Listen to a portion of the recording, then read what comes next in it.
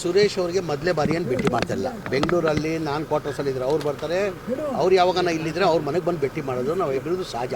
ತಿಂಗಳಿಗೆ 4 ಸತಿ ಭೇಟಿ ಮಾಡ್ತೀವಿ ನಾವು. ಎಷ್ಟು? ತಿಂಗಳಿಗೆ 4 ಸತಿ. ನೀವು ನೋಡಿರ್ಬೋದು ಭಾಳ ಸತಿ. ಅವ್ರು ನನ್ನ ಫೋನ್ ಮಾಡ್ತಾರೆ, ಅವ್ರು ಕ್ವಾರ್ಟರ್ಸಲ್ಲಿ ಇದ್ರೆ ಕ್ವಾರ್ಟರ್ಸ್ಗೆ ಬರ್ತಾರೆ, ಇಲ್ಲ ನಾನು ಇವ್ರ ಮನೇಲಿದ್ರೆ ನಾನು ಬರ್ತೀನಿ. ಅದು ಮಾಮೂಲಿ. ನಮ್ದು ಇಬ್ಬರು ಸ್ನೇಹಿತ ಇವತ್ತಿಂದ ಇಲ್ಲ, ಭಾಳ ವರ್ಷದಿಂದ ಇರೋದು ನಾವು. ಏನು ಚರ್ಚೆ ಇಲ್ಲ ಸರ್, ನಾವು ಇಬ್ಬರು ಸ್ನೇಹಿತರು. ಸಹಜವಾಗಿ ತಾವು ಮೊದಲ ಬಾರಿಗೆ ಸಚಿವ ಸಂಪುಟದಲ್ಲಿ ಬರ್ತೀರಿ, ಮೊದಲ ಲಿಸ್ಟಲ್ಲಿ ಅಂತ ಇತ್ತು, ತಡವಾಗಿದೆ. ಹಾಗಾಗಿ ಸಹಜವಾಗಿ ಕುತೂಹಲ ಇದೆ. ತಮ್ಮ 2ನೇ ಲಿಸ್ಟ್ ಬರುವ ಕುತೂಹಲ ಏನಿಲ್ಲ. ನಾನು ಪದೇ ಅವಾಗ ಹೇಳ್ತಾನೆ ಇರ್ತೀನಿ, ನಮ್ಮ ಪಕ್ಷ ಹೈಕಮಾಂಡ್ ಏನು ನಿರ್ಧಾರ ಮಾಡಿದಾಗ ಅದಕ್ಕೆ ಬದ್ಧ ಅಂತ. ಫಸ್ಟ್ ಲಿಸ್ಟಲ್ಲಿ ಮಾಡ್ತಾರಂತ ನಿರೀಕ್ಷೆ ಇಟ್ಕೊಂಡಿದೆ, ಸೆಕೆಂಡ್ ಲಿಸ್ಟಲ್ಲೂ ಮಾಡ್ತೀನಿ ಅಂತ ನಿರೀಕ್ಷೆ ಇಟ್ಕೊಂಡಿದ್ದೀನಿ. ಮಾಡಿಲ್ಲ ಅಂದರೂ ನನಗೇನು ಸಮಸ್ಯೆ ಇಲ್ಲ, ತೊಂದರೆ ಇಲ್ಲ. ಏನಕ್ಕೆ ಪ್ರೊಟೆಸ್ಟ್ ನಾನು ಅಭಿಮಾನಿಗಳು ಮಾಡ್ತಾರೆ, ನಾನು ಮಾಡ್ತಾಯಿದ್ದೀನಿ. ಈಗ ನಾನು ಕೇಳ್ತಾ ಇದ್ದೀನಿ, ನಾನು ಮಂತ್ರಿ ಮಾಡಿ ಅಂತ ಮಾಧ್ಯಮದಲ್ಲಿ ಕೇಳ್ತಾ ಇದ್ದೀನಿ.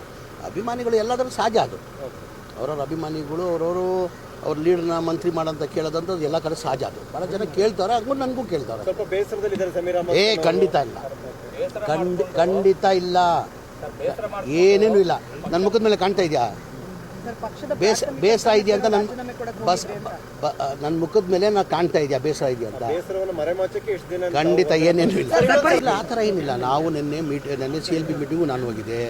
140 ಜನ ನಾವು ಒಗ್ಗಟ್ಟಾಗಿದ್ದೀವಿ. ನಾವು 28 ಹಾಕೊಂಡ್ರು 5 ಅಭ್ಯರ್ಥಿಗಳು ಗೆಲ್ತಾರೆ. ನಮ್ಗೆ ಅಡಿಷ್ನಲ್ ಏನು ಓಡಬೇಕಾಗಿಲ್ಲ.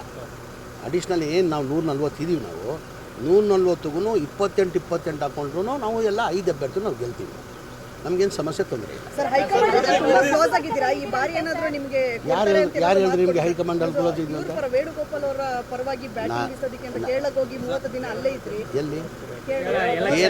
ನಾನು ಕೇರಳ ಚುನಾವಣೆಗೂ ಹೋಗಿದೆ, ತೆಲಂಗಾಣ ಚುನಾವಣೆಗೂ ಹೋಗಿದೆ. ಪಕ್ಷ ನನಗೆ ಏನೇನು ಜವಾಬ್ದಾರಿ ಕೊಟ್ಟಿದೆ ಆ ಜವಾಬ್ದಾರಿನ ನಾನು ನಿಭಾಯಿಸ್ಕೊಂಡು ಬಂದಿದ್ದೀನಿ. ಮುಂದೇನು ಪಕ್ಷ ಏನು ಜವಾಬ್ದಾರಿ ಕೊಡ್ತಾರೆ ಅದು ನಿಭಾಯಿಸ್ತೀನಿ. ಅಗತ್ಯನೇ ಇಲ್ಲಲ್ಲ ನಮಗೆ. ನಾವು ಹೇಳ್ದಿಲ್ಲ 28 ಹಾಕೊಂಡ್ರು ನಾವು 5 ಜನನೂ ನಾವು ಗೆಲ್ತೀವಿ. ಬೇಕಾಗಿಲ್ಲ, 28 ಸಾಕು.